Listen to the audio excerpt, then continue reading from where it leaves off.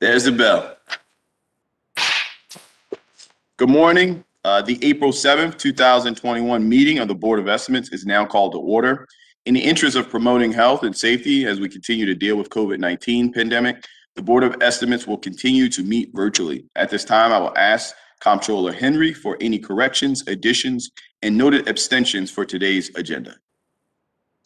Thank you, Mr. President. There are no changes or corrections to the agenda. However, we do have a protest on page 60, item number 3, Bureau of Procurement, B50006180, bituminous paving materials, hot and cold patch.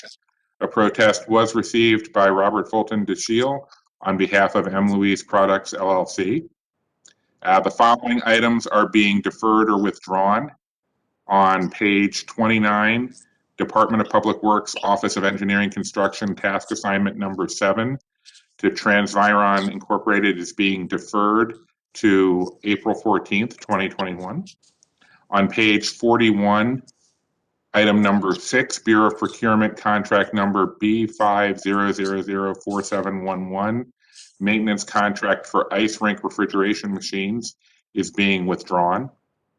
The following items are being moved to the non-routine agenda. On page 1, Department of Finance preliminary budget recommendations for FY 2022.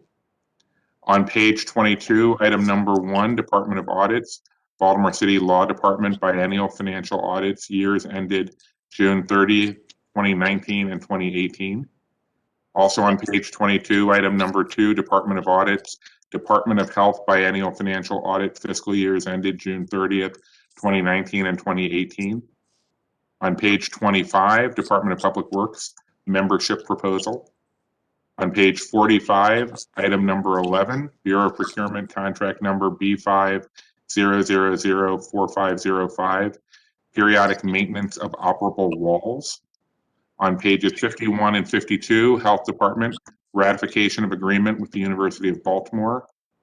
And page 60, item number 3, Bureau of Procurement, B50006180, bituminous paving materials, hot and cold patch.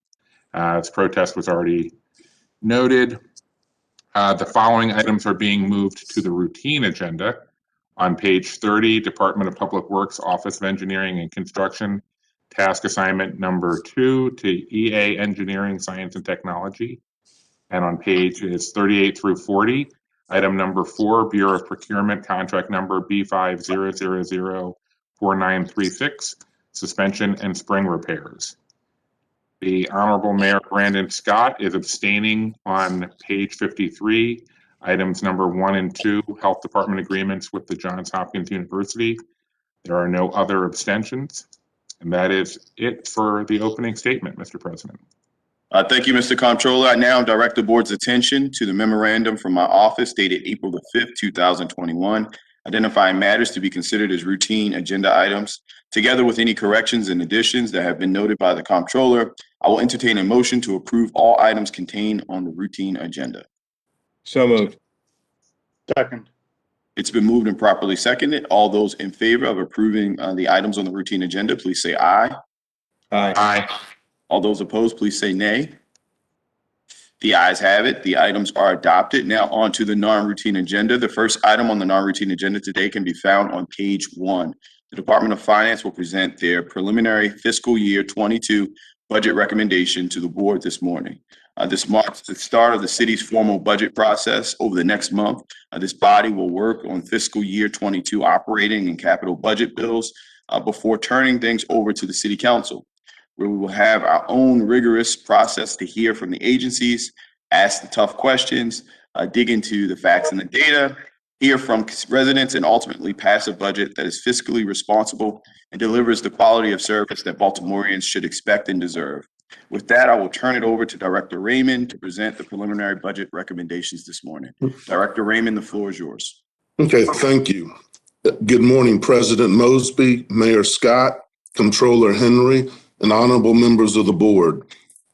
I'm Henry Raymond, Director of Finance, and I'll present the fiscal 2022 preliminary operating and capital budget plan. The preliminary budget plan reflects the priorities of Mayor Scott. The priorities include prioritizing our youth, building public safety, clean and healthy communities, equitable neighborhood development, and responsible stewardship of city resources. The fiscal 22 preliminary plan reflects slow post-pandemic recovery for the retail, hotel, restaurant, and tourism sectors of the local economy. As a result, general fund revenue growth is modest. Under Mayor Scott's leadership, the budget plan maintains city core services, preserves the 20-cent targeted homeowners tax credit for owner-occupied properties, restores $15 million of capital fund general pay-go funding, and leverages federal aid to respond to the COVID-19 pandemic, and targets new investments to make the city safer, cleaner, more efficient. The real and personal property tax rates will remain unchanged at $2.24.8 and $5.62 per $100 of assessed value, respectively. The preliminary plan totals $3.6 billion, including $3.15 billion for operating expenses, which is an increase of $126.6 million, or 4.2% over fiscal 21. And the capital investment plan is recommended at $453.7 million. The general fund budget totals $2.01 billion, a 4.4% increase over fiscal 21. $1.99 billion is recommended for the operating plan, representing a $75 million increase, or 3.9%. And the capital plan is recommended at $15 million of pay-go funding. And pay-go funding is pay-as-you-go funding, funded out of the general operating budget. The Department of Finance did not include any appropriation for the American Rescue Plan funding in this preliminary budget. The city is awaiting detailed guidance from the U.S. Treasury Department on the amount and timing of payments, as well as permissible uses of the funds for the current year as well as the coming years. We anticipate having this information in time for the ordinance of estimates. I'll now move to major revenue sources. In general, our major revenue sources are flat. Some of the highlights include real and personal property projected at $1.03 billion, an increase of $13.9 million, or 1.4%. Income tax revenue is projected at $385.6 million, an increase of $4.4 million, or 1.2%. Parking revenues are projected at $13.9 million, a decrease of $8.3 million. Hotel tax revenue is projected at $19.6 million, or 8% less than fiscal 21. Highway user revenue is recommended at $156.3 million, an increase of $13.9 million, or 9.7% greater than fiscal 21. Recordation and transfer taxes are recommended at $83.6 million, or 11.4% higher than fiscal 21. And finally, traffic camera revenue is projected at $21.2 million, an increase of $7.1 million. I would now like to highlight some of the operating expenditure reductions, i.e., what will this funding provide? This funding will provide over $360 million in support for the city schools, including the 21st Century Schools program. It will fund the newly formed Mayor's Office of Neighborhood Safety and Engagement, including new private funding to support the group violence reduction strategy. It will also provide fundings for the distribution of recycling cans to all eligible residences in the city. This funding will also continue to provide support for rental relief and eviction prevention programs for tenants who have been affected by the pandemic.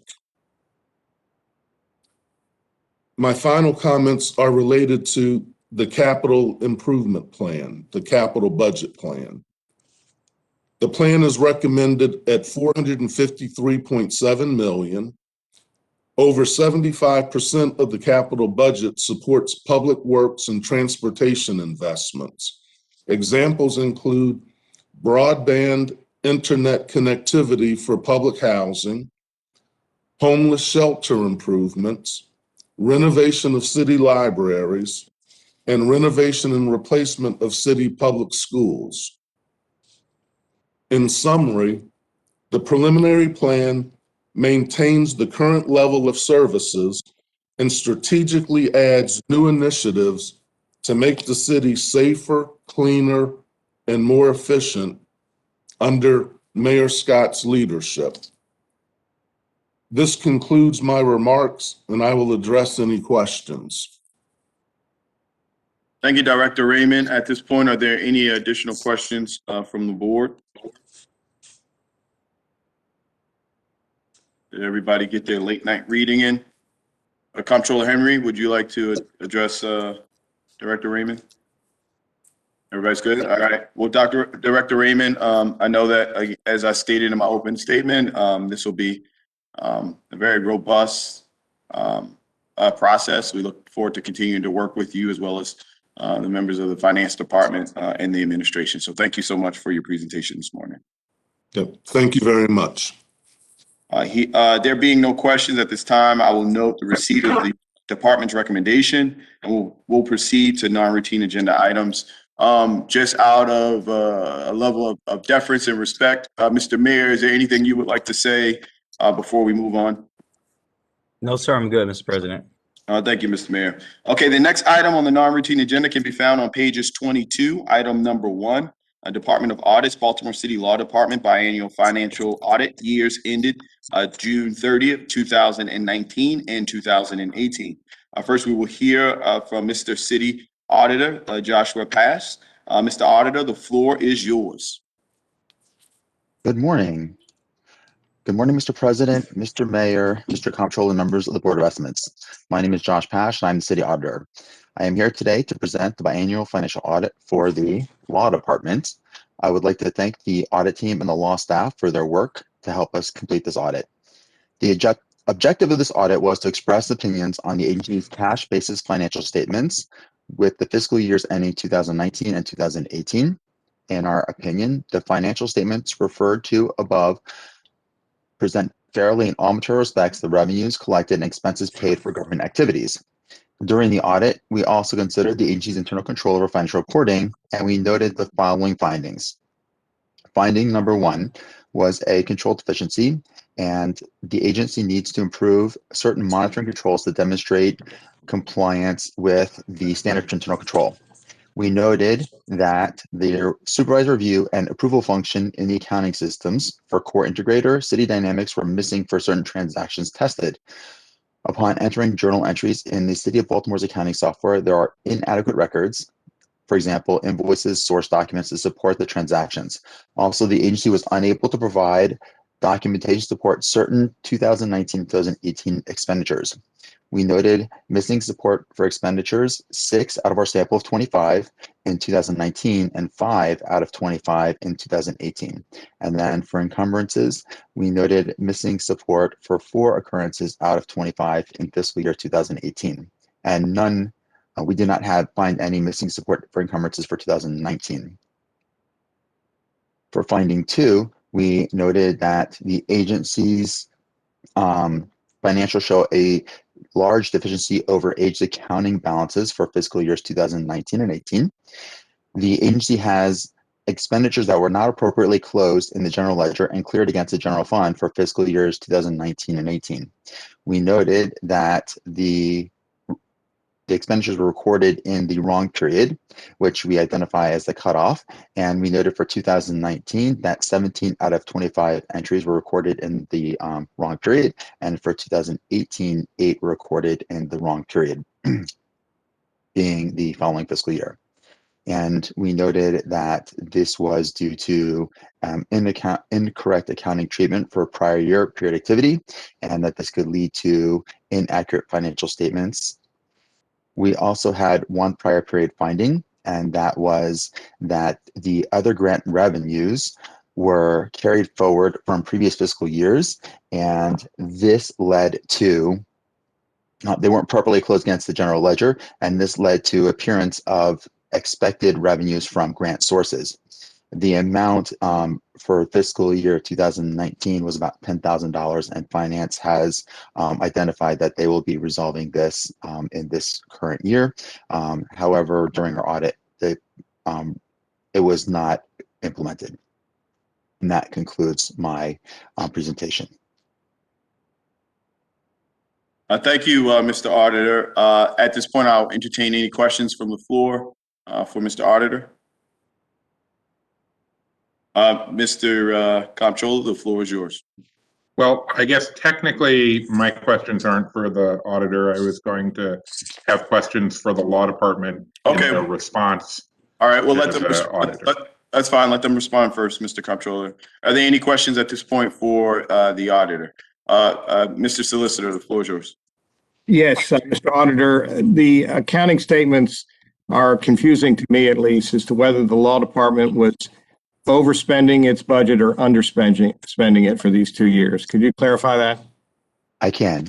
So the way that the financial statements are prepared, and they're prepared by the Department of Finance, the negative balances in the variance are actually under budget. So the law department was under budget for the total and for most of the categories, and they did not overspend the budget. They underspent. Correct. Okay, then there was some confusion about a grant that was assigned to the law department, and I'm not understanding whether it was appropriately assigned or not. Right. So one of the challenges with the grants across the city is classification and recording in the correct programs, and that is sometimes due to that the programs that are funded by grants are moved from one agency to another agency, and then the accounting has a lag in following it. So could you specify which one, and maybe the law department can give some clarity if they know what you're referring to? Well, Ms. Barnes, can you clarify which grant it is that we're talking about? Correct. It's the grant for both FY18 and FY19. The law department has never solicited any grant funding. So from my understanding, what was told to us from BBMR is that the funding for this was misallocated. It was not supposed to be allocated to our fund, and it was just basically a placeholder until they moved it to the appropriate fund. That's right. And the Department of Finance, due to the amount, I mean, we can have the Department of Finance respond, but my understanding is due to the amount of it, which is significantly lower than other misclassified balances, was not addressed first. But I think Finance would probably be best to address that. Well, the question I have is, did you find any responsibility in the law department for the assignment of this grant?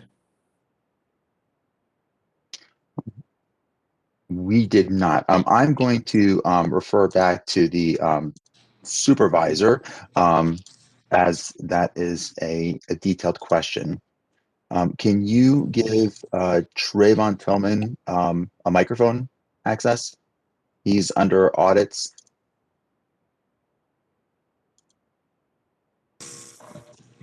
Hello, can you hear me?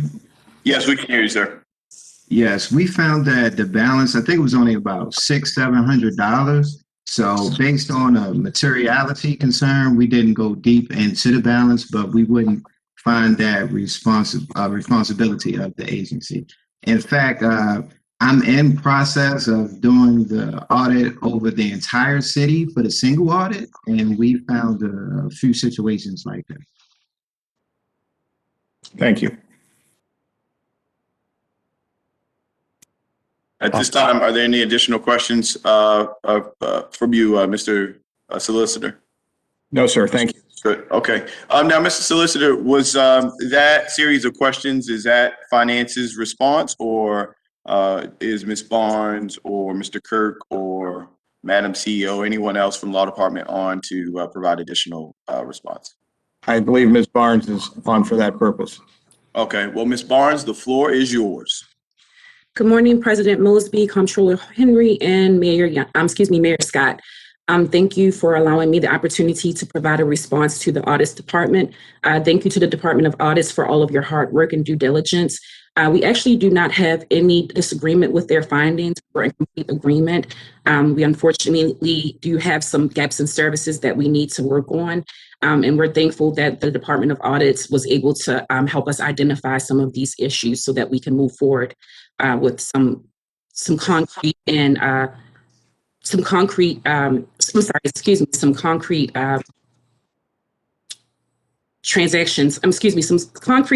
and policies to ensure that we are consistent with our practices across the board.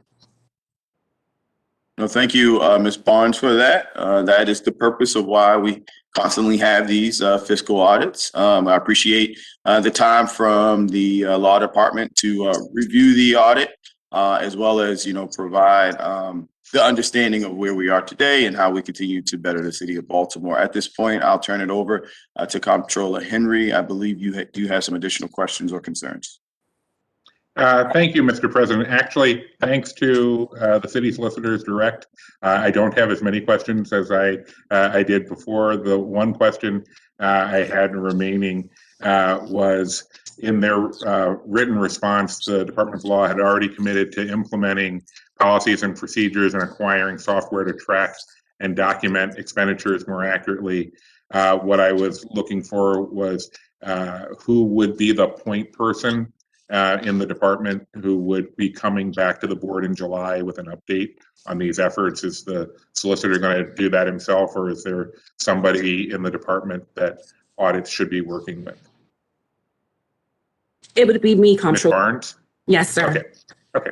All right. That was my only remaining question. I was a little still curious about the $10,000 write-off that finance needs to finish doing, but we'll take that up with finance. Thank you. Thank you, Mr. Comptroller. At this point, are there any additional questions from any other members of the board? Well, Ms. Barnes, thank you so much for coming out and presenting to us this morning. At this point, I'll entertain a motion from the board. Oh, we did not have to vote on this. Again, thank you for any questions. We want to make sure that we note this audit report. We're going to move on to the next one. Say that again, Ms. Comptroller. Oh, okay. Again, thank you, Ms. Barnes, for joining us. We're going to move on down to the Health Department. The next item on the non-routine agenda can be found on page 22, number 2, Department of Audits, Department of Health Biennial Financial Audit fiscal years ended in June 30th, 2019 and 2018. Again, we will start with the City Solicitor. Mr. Auditor, the floor is yours. Good morning, Mr. President, Mr. Mayor, Mr. Comptroller, and the members of the Board of Estimates. My name is Josh Pash. I am the City Auditor, and I'm here today to present the biennial financial audit for the Health Department. I would like to thank the audit team and the agency staff for their work on this audit. The objectives of the audit was to express opinions on the agency's cash basis financial statements. The scope of our audit was fiscal years 2019 and 2018. We, in our opinion, except for the first finding, which I will address, the financial statements refer to present fairly the revenue collected, expenses paid, and balances reported by the governmental activities of the agency. For the first finding, we noted that the prior year finding had not been resolved. And we noted that there was incorrect accounting treatment and untimely expenditure reimbursement for grant grant programs. We noted that net revenue and expenditure transactions, which date from prior to 2012, existed on the statement of revenues and expenditures and changes in grant cash balances. BAPS, the finance department, prepared journal entries to write off certain amounts. However, there was still a large deficit balances which were carried forward into the current years. The reported balances give the impression that they report that net overstated expenditures, which give the impression and appearance that there are receivables due from the federal, state, and private grant sources, which could not be verified and confirmed, and which are believed not to be due. So they need to be adjusted. We also noted that their grant review the grants, that the expenditures exceeded revenues in both financial periods. For the finding number 2, which is also related to the modified opinion, we noted that the health department fiscal office receives millions of dollars in grant reimbursements directly from grantors, and we also know that they also receive hundreds of thousands of dollars annually in cash and checks from clinics and the childhood lead paint prevention program. We noted that the responsible employee in the health department coordinates and identifies the grant account and prepares a deposit slip, and then that is brought to the Bureau of Revenue Collections for bank deposit. But there are no controls after that by the health department to ensure that checks are subsequently deposited. For example, a typical control is a check log is prepared, which is not done in this case, and there is no review by an independent employee to validate the status of the checks that are not deposited, for example, waiting to be deposited, or when they're subsequently deposited, clearing them. The Childhood Lead Paint Prevention Program receives approximately $180,000 annually in fees associated with lead paint document requests. We noted the same situation where there is a health employee who prepares a deposit, but after that, there are no controls. There's not a check log prepared to maintain and track custody of the check, and there's not an independent review to ensure that checks are subsequently deposited. We noted that there are additional collection procedures utilized by the health clinics, which receive approximately $200,000 annually.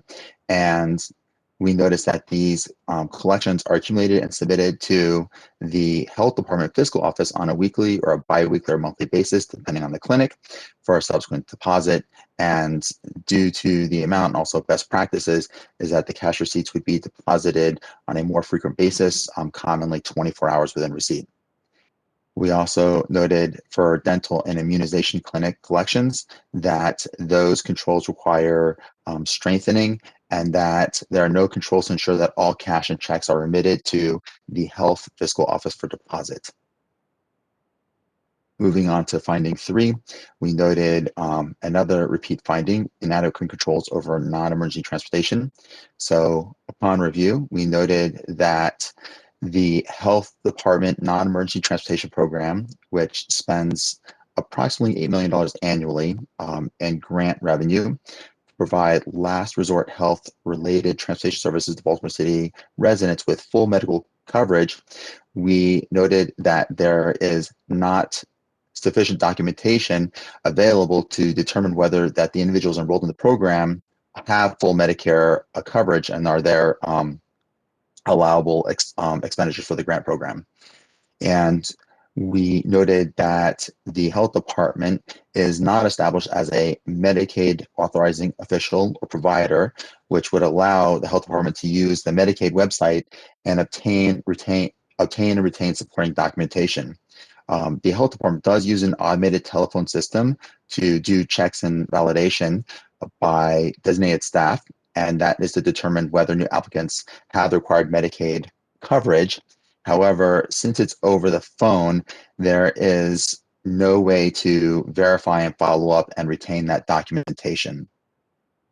And then we also noted that the monthly transportation invoices, which can range from $550,000 to $800,000, are not reviewed against supporting detailed files for accuracy and validity and before paying the invoice. They do an analysis of trends, but that is a high-level review instead of a detailed review. And that concludes my presentation. Thank you, Mr. Auditor, for your presentation. At this point, I'll entertain questions from the board for Mr. Auditor.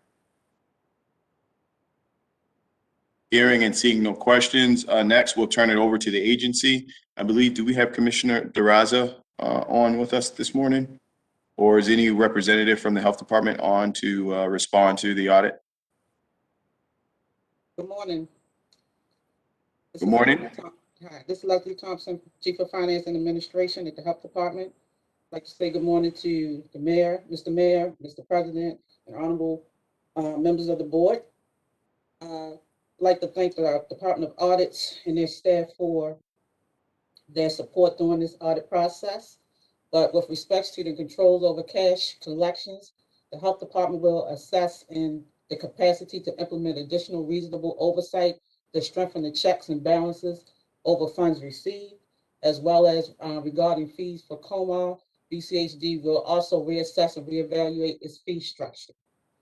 With regards to grants accounting, we plan to strengthen our internal control system, and will work more closely with the Bureau of Accounting and Payroll Services to ensure that all transactions are properly recorded and reconciled with our fiscal reports to our grantors, as well as make sure that coding and revenues and expenses and review the proper classifications of revenue and expenses. We will also make sure that deposits are posted to the correct accounts through analyzing and doing the proper reconciliations. And we also plan to update our policies and procedures to incorporate steps to reconcile the general ledger and train the appropriate staff. And I welcome any questions. Thank you, Ms. Thompson, for your response. Comptroller Henry, the floor is yours. Thank you, Mr. President. Good morning, Ms. Thompson. The first question I have is applicable to all three of the city auditor's findings. All of them that were shared with us today are repeat findings. What type of help does the health department need to keep these findings from recurring again? Is this a matter of resources? Is there some way that we need to get finance to help collaborate with BAPS better? What do you need to make sure that this doesn't all happen again?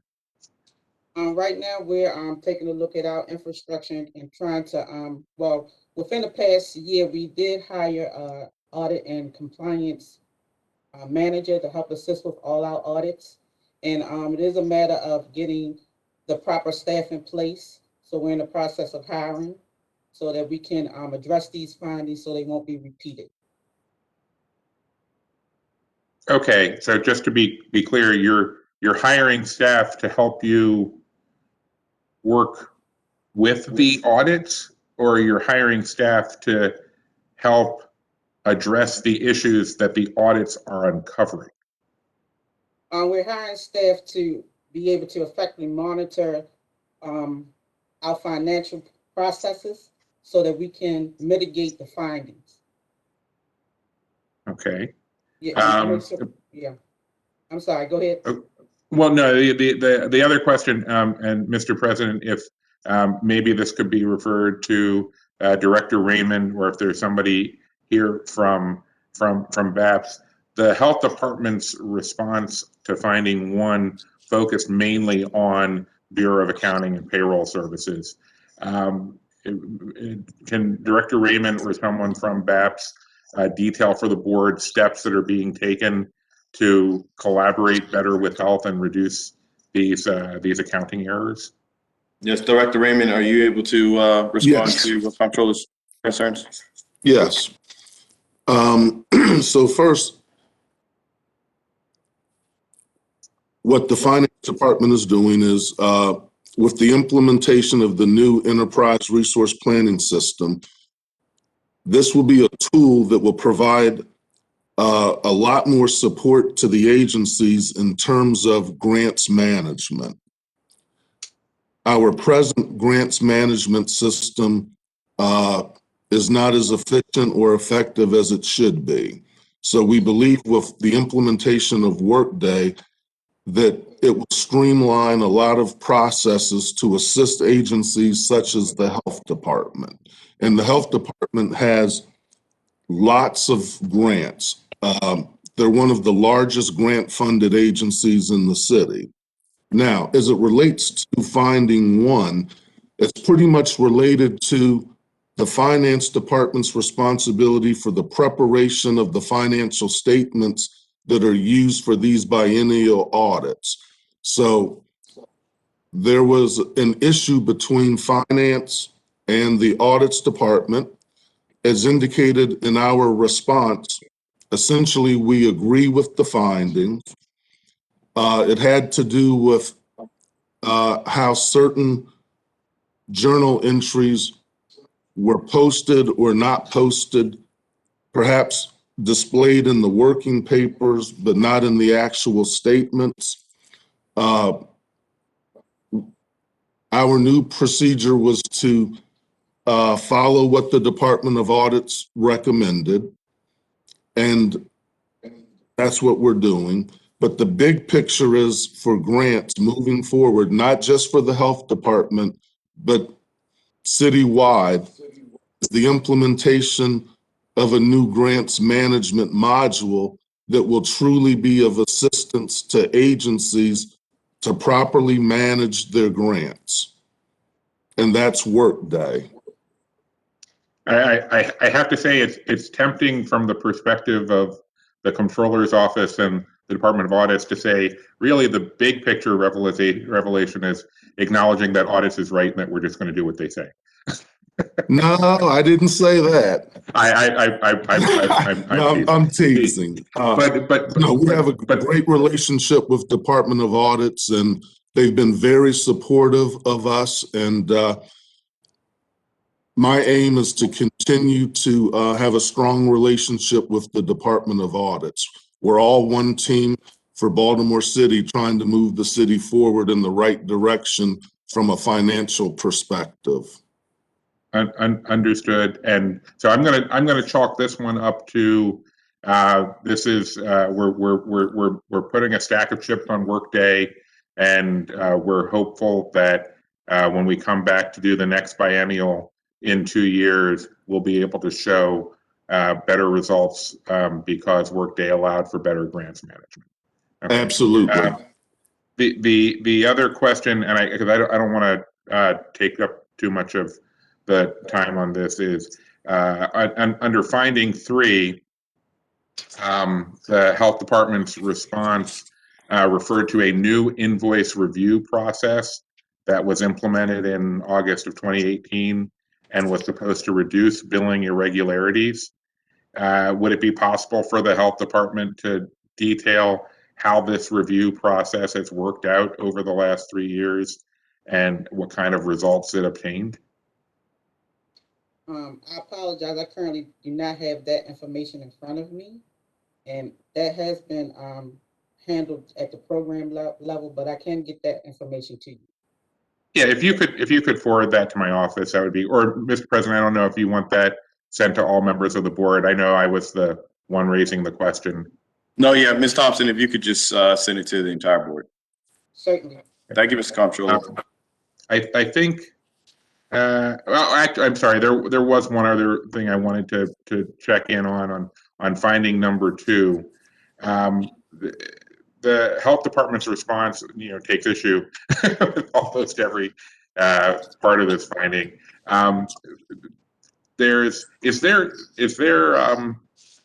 It seems like there's just one accounting assistant who is responsible for processing revenue receipts. Is that an inaccurate perception of the current state of affairs? Is there more than one person, or is this really just one person who guards against theft or loss of cash and checks? Well, typically, the funds are collected within the program at the program level, and they create the receipt, and that's the first level of control. And once they submit, document and put everything together, is submitted to our fiscal department, which we have the accountant assistant who verifies that information and takes it to revenue collections. Okay, but everything goes through that one accounting assistant. Correct. But the majority of our grants are sent wire. And that's how, can you hear me? The majority of our, I heard the majority were sent, and then I didn't hear the next word. okay. The majority of our revenue that's collected is wire transferred in. Wire transfer. Yes. Okay. And the accountant assistant doesn't have anything to do with that. And so how much of the money, how much of the revenue is cash and checks, roughly? Approximately, I would say 100,000. Okay, that's still not inconsiderable. No, Okay, all right. but it's a Okay. lot less than the millions of dollars that we receive through Treasury. Okay. Okay, that's, Mr. President, that's all the questions I have at this time. Thank you, Mr. Thank you, Thompson. Ms. Thompson. Thank you. Ms. Thompson, thank you for coming and presenting to us today. At this point, are there any additional questions or concerns for the Health Department? No, sir. Well, that was the question for the board to make sure they didn't have any additional concerns for you, Ms. Thompson. Oh. But no, we thank you so much for your responsiveness, Ms. Thompson. We look forward to making those corrections and you coming back on and telling us how everything is A+ check rated. All right. Yes. Well, thank you for taking time out this morning. Again, to the board, making sure there are no additional questions or concerns. Hearing and seeing none, we will move on and ensure that this audit report is noted. The next item on the non-routine agenda can be found on page 25, the Department of Public Works membership proposal. I requested that this item be placed on the non-routine agenda just as an item of transparency for us as a board, as well as the citizens of Baltimore, to better understand the proposal, as well as the membership relationship. At this time, I'd like to recognize a representative from DPW to briefly explain this to us. I assume Mr. Cabetta, are you on to speak to this item? Yes, sir. Good morning. The floor is yours, Mr. Cabetta. Thank you, Council President Mosby. Good morning to you, Council President, Mayor Scott, Comptroller Henry, and members of the board. Joseph Cabetta with the Acting Bureau Head for the Bureau of Water Wastewater, Department of Public Works. The Department of Public Works is requesting the board's approval for the annual membership in the Technology Approvals Group, or TAG for short. TAG is an innovation forum that is spearheaded by IL Consulting Services.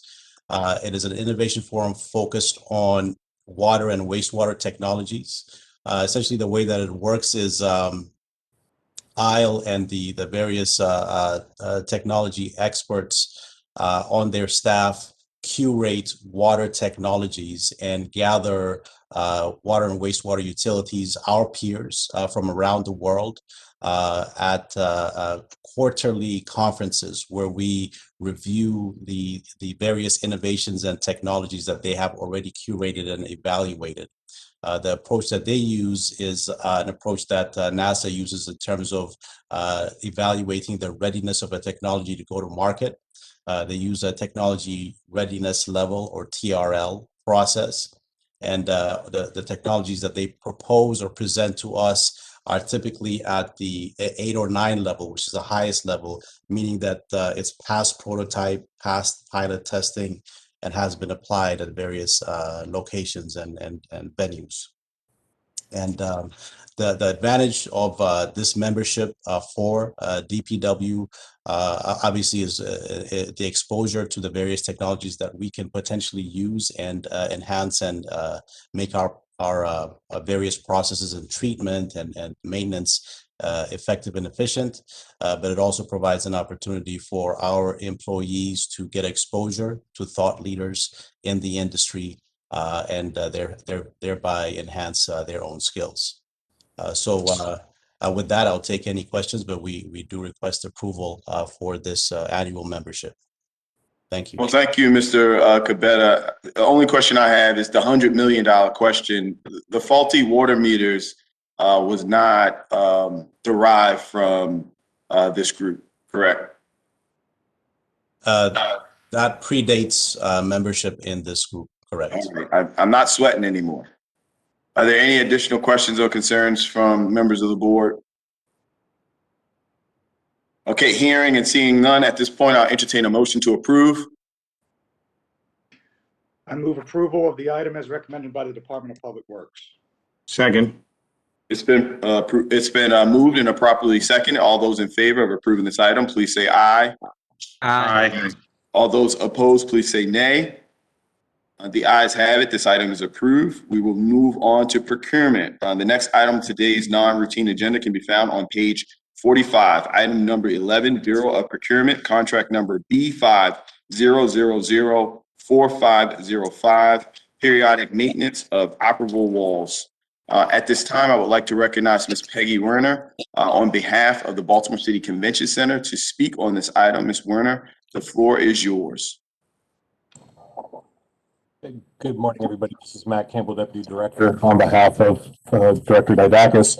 The item in front of you is a contract speaking to the periodic, as it stated, periodic maintenance of our walls that separate all of our meeting rooms and all of our exhibit halls. These are a proprietary system, most of which are well over 20, 25 years old. The parts are proprietary, and this is an existing contract that needed a little bit more money on it prior to the expiration of the contract to finish the jobs that we need done prior to reopening, which we hope to be in July, at which point it is going to go back out to bid. And that's pretty much the sum of it. And happy to answer any questions. Mr. Comptroller, the floor is yours. Thank you, Mr. President. Mr. Campbell? Yes, sir. Good morning. I'm sorry. I'm not sure whether this question should be addressed to you or if this should be an in-house question to procurement or MBU. But originally, this contract was awarded in 2016 with an initial value of $161,165. Over 5 years, it has grown to about 9 times that, $1.5 million. Originally, it had a 5% MBE goal, but that goal was waived in 2018. So can either MBU procurement or the convention center tell the board why the waiver was initially requested? I can speak to the fact that the request for waiver did not come from us directly. However, I do understand that it was due to the inability for any of the, I think, 53 MBEs that the contractor reached out to, none of which were able or willing or interested in subbing. But I can defer to Keisha further on that. Good morning, honorable members of the board. I'm sorry, President Mosby, are you acknowledging me? Yes, Ms. Brown, the floor is yours. Thank you, sir.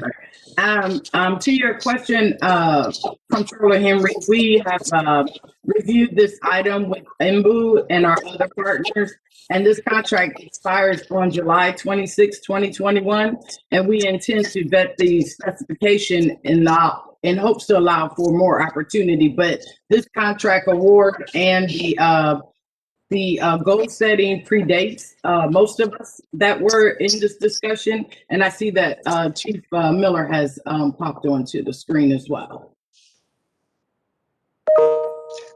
Chief Miller, do you have something to add to Comptroller's concerns? Other than, good morning, I'm sorry. Good morning, Council President Mosby, Comptroller Henry, Mayor Scott, and members of the board. We just wanted to basically piggyback what Chief Brown just shared as it relates to the contract. When we did the review, we did locate documentation that did show where MBU granted the waiver in 2018, and it was based on what Mr. Campbell did share, and that was due to a limited pool of minority vendors being able to perform the work because of the specialization associated with the painting and the equipment that's associated with what the convention center was doing at the time. And at this time, if there are any other questions for us, I'll be willing to address. The only thing, I'll come to my concerns. Back to you, Comptroller Henry. Well, I was just hoping that, again, I'm not sure who would be the best person to speak to this. This might be back to the convention center in terms of, can you explain to the board what the particular element of the work is, or what are the specific what are the contract specifications that are making it difficult to find an MB sub? Because as I understand, there are technically over 50 MB qualified subs that do painting work, but depending on how you want to frame it, either none of them want to do this job, or none of them want to do something additional that is required to meet the convention center specifications. And can you talk a little bit about that? So, thank you for the opportunity. The painting, the best way I can describe it in high level terms is that it's much like a car painting process, or glazing a tub, or every this isn't just painting. It sounds like painting walls. It's not just painting drywall. These are big, heavy duty metal sliding Goliaths of wall panels that have to have specific priming and coating of the painting. The National Airwall, the vendor in question, when reaching out to the MBE painting subs, made sure that they explained the job and even offered training for free to anybody who was interested to come on and do the work. Because we obviously want to make sure it holds up and it's done correctly. And the report from National Airwall to MBU showed the attempts to get folks to be interested in it, and just no one bid. But of course, we are dedicated to doing everything by the book. So when this contract expires, we'll try again. So the assumption is, Mr. Campbell, that since 2018, there has been no additional follow-up or outreach to Black, minority, women-owned businesses that fall into certification of the city. I cannot speak to that specifically. Understood. Mr. Comptroller, the floor is still yours. I guess the sort of to follow up on Mr. Campbell's remarks about the upcoming contract, what is going to be different about the upcoming contract from the current contract that makes you feel more confident that we'll be able to actually attain some MBWB participation this time?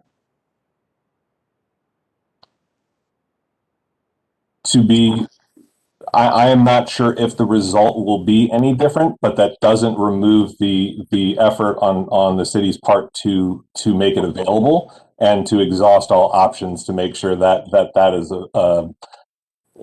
that any goals that we decide are appropriate for this contract, that we do everything we can to meet them. Ms. Comptroller, are you done with your questions and concerns? I'm happy to take a break while the mayor asks his. Mr. Mayor, question or concern? Actually, no, Mr. President. Seeing the discussion and the responses, I simply want to make a motion to defer this item a week.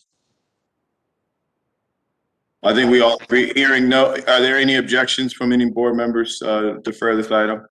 Okay, well, this item will be deferred and placed back on the next non-routine agenda. Thank you, Mr. Comptroller, and thank you, Mr. Mayor. Thank you, Mr. Campbell, as well as Ms. Brown and Chief Miller, as always. The next item up is on the non-routine agenda, can be found on pages 51 and 52, the Health Department ratification of agreement with the University of Baltimore. If you have not observed over the past 3+ months, we've constantly brought off items from the health department because the health department in the city of Baltimore, which is literally pass-throughs from the federal government as well as state government to organizations that have rightfully gone out and obtained these grants, important grants for the citizens of Baltimore. In past, the agenda read that these were Black, minority, women, business enterprise. Those requirements were waived, but in fact, they were not. They just didn't fall under any criteria that the city could put on top of these bids. So what we wanted to do in an abundance of transparency is to provide a statement associated with these items. So when anybody goes and reads the actual agenda, they will quickly understand and know that the city is just a pass-through and that those requirements or goals were not waived.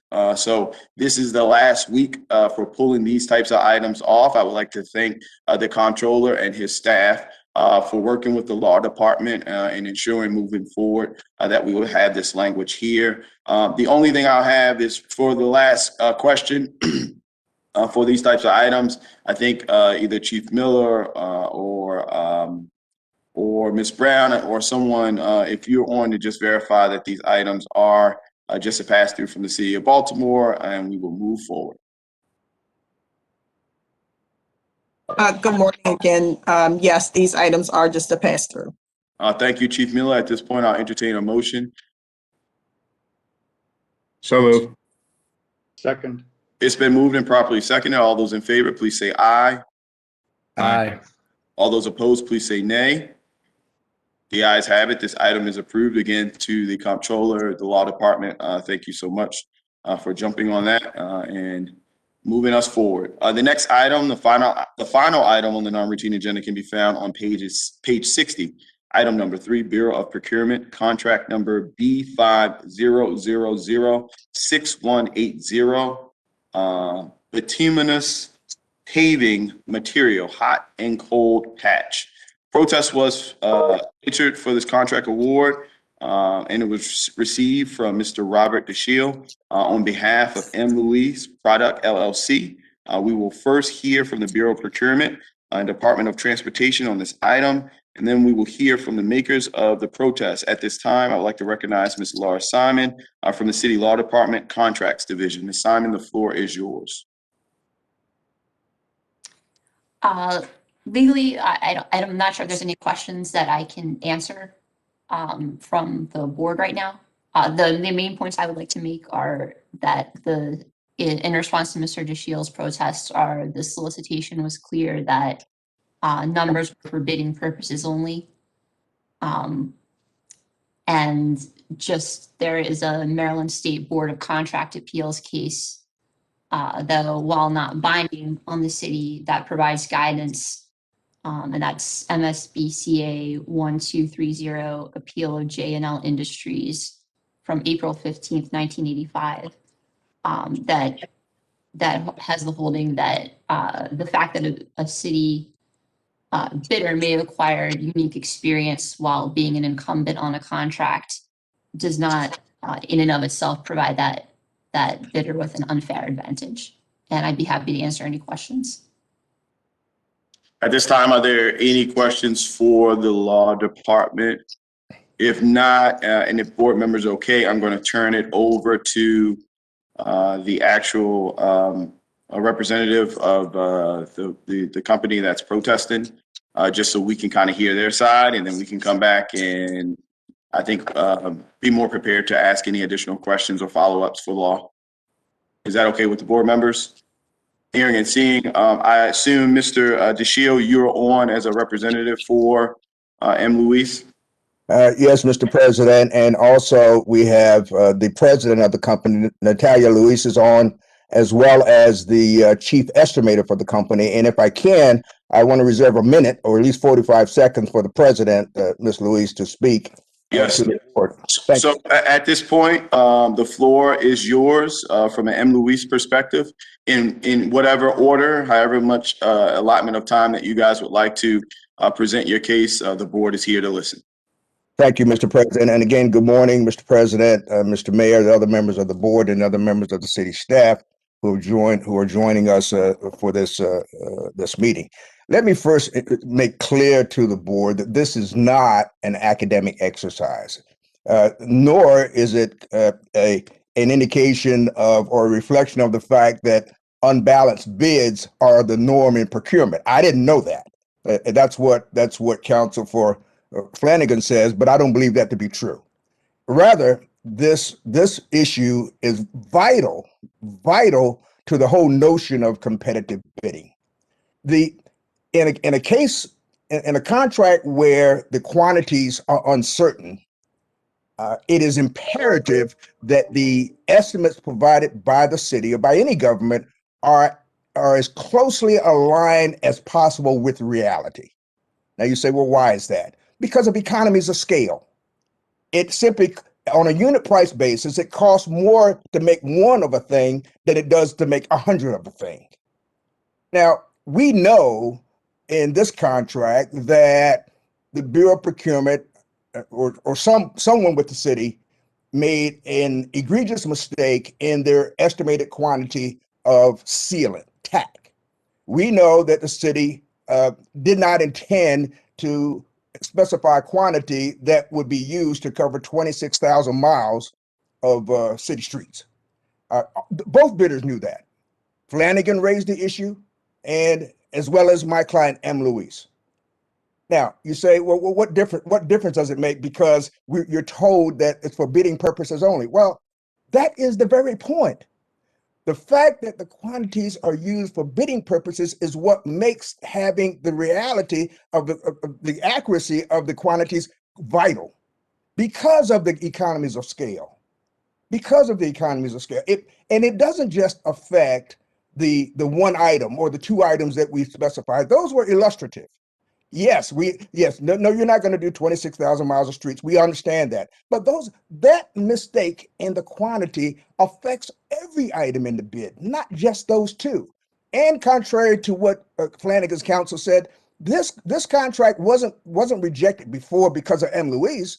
It was rejected because of a different mistake made in the bid at that time. They specified an asphalt mix for use that was not approved by the state, which you couldn't do. That's why it was rejected. And he's also correct. No, we're not faulting Flanagan for using its prior knowledge. Any bidder would. If that's the whole benefit of having the experience. But the problem is the government's responsibility is to maintain a level playing field. The government's responsibility is to make sure that everybody who makes an offer offers it, has an opportunity to offer it on the same thing.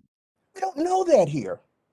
That tremendous mistake in the quantity of the tack affects the entire bid. So we don't really know, frankly, whether Flanagan and M. Louise were bidding on the same thing. That's the problem. That is the problem. And at that point, I would defer to the president of the company for further comment. Thank you, Mr. DeShields, and thank you for allowing me to speak. I really appreciate it. I'd like to reiterate again that, the reason we're protesting this is because we don't believe this bid best serves the city. It's not a question of us being right or Flanagan being right. This bid does not best serve the city. It's for multiple of reasons. And if you'll indulge me, I'd like to spend a couple of minutes just speaking about some of the issues that I have. First of all, the contract is being recommended for $20 million award. Nowhere in the contract did it say that those quantities were for 1 year or 5 years. Adding a level of great concern is that nowhere in the contract was there any kind of allotment for the monthly liquid asphalt change that happens that is stipulated by the state of Maryland. It's a publicly stated liquid asphalt number that is interjected into all other state, city and state contracts. Even though at best that the liquid asphalt, for instance, only implies 5% of the asphalt manufacturing material, it implies a 50% cost allocation. The reason that we could not, for instance, let's say you take these two items out and you only talk about the surface. The fact is that without having some kind of sense of accuracy on the, let's say, the surface item alone, M. Lewis was disadvantaged because not only was there not a monthly stipulation of index variability, but we had no way of working with a liquid supplier in order to be able to try to hedge some of that risk, that future increase or frankly decrease, because not only could the asphalt go up, if the liquid asphalt goes down, it could also go down, which would highly benefit the city. When I look back at the last contract that the city held, not the emergency one that we've since been supplying for 6 months, most of which has been during the winter time. So clearly we could not have had any kind of real assessment on, historical data as to what the city pulled or didn't pull, since it was going into winter season when we first received it. But not only do you have a major issue with the mixes, which we resolved, you have a major issue with the liquid asphalt, but you also have a major issue with the fact that in the past, you've had one single asphalt supplier. Just by the fact that MLS bid on this contract, you've already seen a 35 to 38% decrease on pricing on the two items that you're going to use on this contract, which is asphalt surface and asphalt base and cold patch. You have seen a 38% difference, a decrease to the city, just because there was competition. So we need to put measures in place that allow for robust competition and that allow for a fair and level playing field. Right now, there was also the decision made that we asked that it not be made, that there was no need for an MBE or WBE participant because there were none to be had. Well, I'm here to tell you I'm an MBE and I'm a WBE. So there is opportunity on this contract. And if a GC didn't want to work with us, for instance, in this case, let's say, Flanagan chose not to work with us, and I'm not saying they would, but let's say if they had, there's still trucking availability. There's still liquid asphalt hauling availability. There's plenty of MBE and DBE availability to be able to perform on this contract and share the wealth with our diverse community. The last thing that I want to say, well, there's a couple more things. Ms. Simon's response on the case for requirements contracts. Requirements contracts tend to typically have hundreds of items. They are truly set, put in place to set a price for a particular item. So you might have 500 items with one unit, and those items set a price. It's not what happened here. What happened here is there's 5 items. 2 of those items are so egregiously misquantified that it led to over $50 million delta between 2 responsible contractors within your jurisdiction. You have 2 highly responsible contractors. So if that's the case, that's got to scratch your head a bit and think, how could that have happened? Lastly, I wanted to bring to your attention that this was not the proper award, and we've over the years have tried to speak with various city folks over the years about this contract and how it could best serve Baltimore City. Right now, you have one single contract. You have 2 contractors. One has plants on one side of the city, another has plants on the other side of the city. Every single day, your trucks in traffic go, if there's a project on the southeastmost portion of the city, they have to go all across the city in traffic to pick up a load of asphalt and bring it all the way back. There's no need for that. I have said it many times. This contract should have multiple awardees.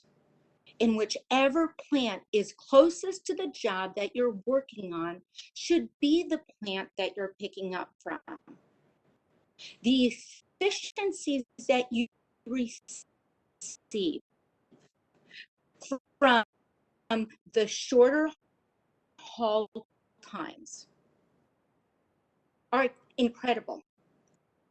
Those efficiencies in the shorter haul times lead to exponential productivity improvements by your team, which leads to exponential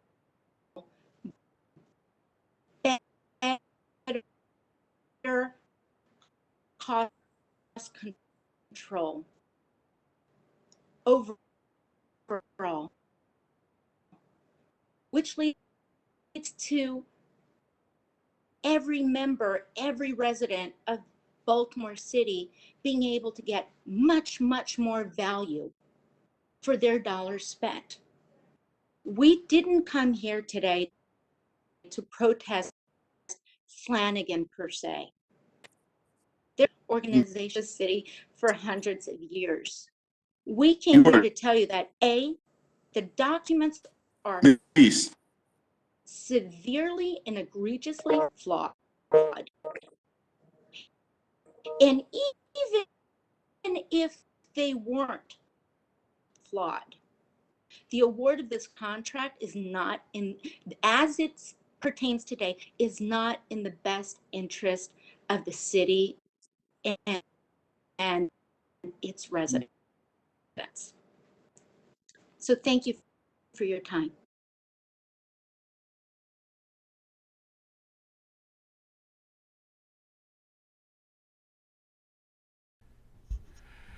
Good afternoon. The Board of Estimates is now in session for the receiving and opening of bids. As part of the overall effort to limit transmission of the COVID-19 virus, the Board of Estimates is conducting bid openings virtually. Members of the public can call in to listen to bid openings live by calling 443-984-1696 and entering access code 0842939. Board of Estimates meetings are broadcast live on Charm TV, Channel 25 on Comcast Cable in Baltimore City. Meetings are also streamed on the internet at https://www.charmtvbaltimore.com/live-stream. The Board of Estimates will continue to conduct board openings virtually while the state of emergency declared by the Mayor of Baltimore and the Governor of Maryland remains in effect.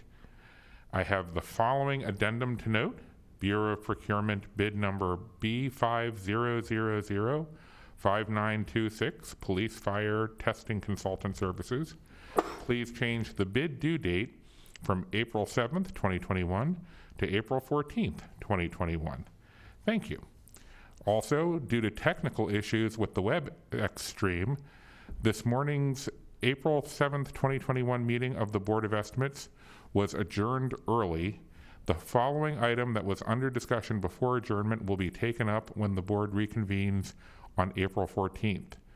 Page 60, item number 3, Bureau of Procurement, contract B50006180 by 2 Minutes Paving Materials Hot and Cold Patch. Protest by Robert Fulton DeShiel on behalf of M. Louise Products, LLC. There being no other business before the board, this board stands in recess. I move to note the addendum. The addendum. Thank you. Second. That being moved and seconded, all in favor say aye. Aye. Any opposed? Motion carries. Thank you. Thank you for the quick catch, Mr. Solicitor. There being no other business, the board stands in recess until next Wednesday, April 14th at 9 a.m. Thank you, everyone, and be safe. Thank you.